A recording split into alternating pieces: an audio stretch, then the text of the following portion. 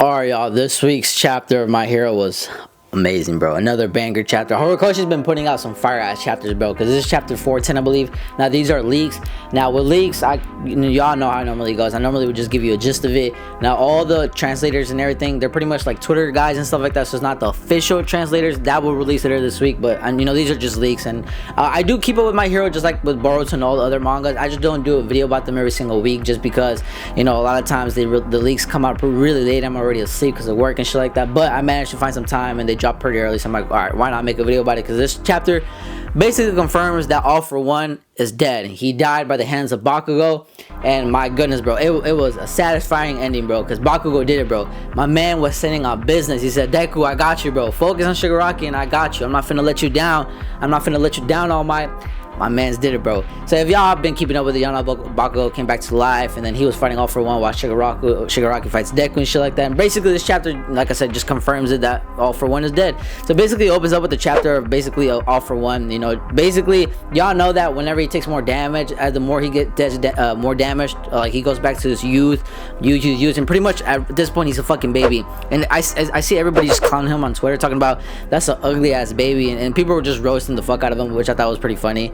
And then basically you see Bakugo just coughing out blood and shit like that. He's basically just tired as fuck. He's exhausted. I'm pretty sure he used like all his energy and everything that he had. And then he has like a little flashback Kurishima saying, before you fall down, basically you gotta, if you stand up, standing through anything makes you go crazy and stuff like that. Because y'all know how Kurishima is, like Red Rai. He's one of like the spirit guys, like no matter what, like I'm gonna keep standing, even like my last energy. And basically that's kind of like a motivational Bakugo. He kind of just had like a callback, I guess you could say.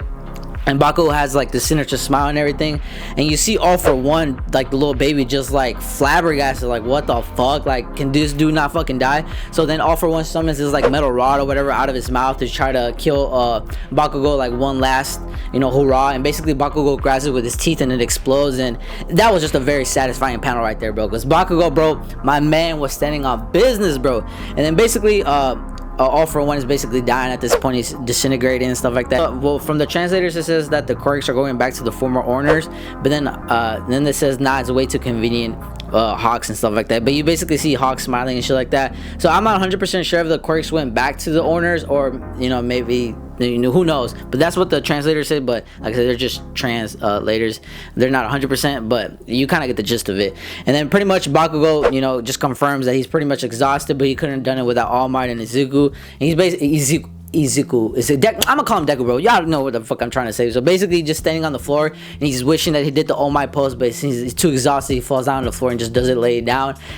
And what let me just say this, but what a conclusion to Bakugo's character, because I know a lot of people were mad that he came back, but I know a lot of people were happy that he came back. I'm one of those people that, like, I was in the middle, but knowing how the shit turned out, I'm kind of glad he got back into the chapter and stuff like that, and just did his thing, bro, because if it wasn't for him, Deku and UA would have been dead. So pretty much after that, there's like a flashback of like the meeting of them. They're basically talking about how they have to defeat Shigaraki inside the UA and stuff like that, because they don't want to cause another accident like how they did at the Jakku way back, like whenever they had the first war and stuff like that. But they had one small problem, because they want to get rid of All For One first, because they know Shigaraki is a much more bigger threat, because Shigaraki actually wants to destroy, which All For One just kind of wants to rule and not necessarily destroy, which I'm kind of glad they pointed out. But I'm pretty sure most of us kind of already had that, like, synopsis about All For One compared to Shigaraki. Both are villains, but you can understand why Shigaraki turned a villain.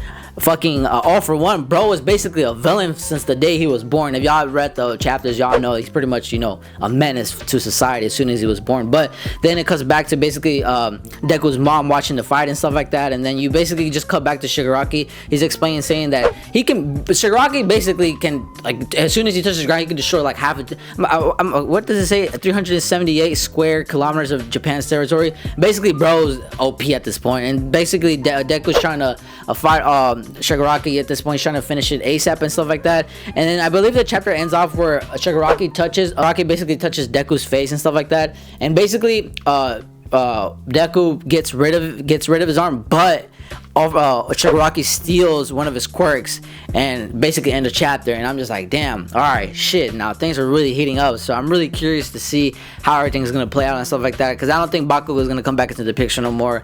He's not dead, I just think he's exhausted, but now it's Deku all up to him and stuff like that. So we'll see how he's gonna handle Shigaraki, because Shigaraki's strong as fuck, but Deku can pretty much hold in his own, but you know, using all those quirks and stuff like that, I'm pretty sure is gonna exhaust him. So we're gonna see how everything plays out and stuff like that. But yeah, just wanted to give you my thoughts on, you know, this week's chapter. Amazing chapter. Like I said, let me know if y'all want to see, y'all want me to cover more leaks and stuff like that, on, you know, just in general, more mangas and stuff like that. Like I said, I am into different mangas, but it's just hard sometimes with sleep and work and shit like that. But I'm doing my best. But if y'all did enjoy, just like the video, and yeah, man.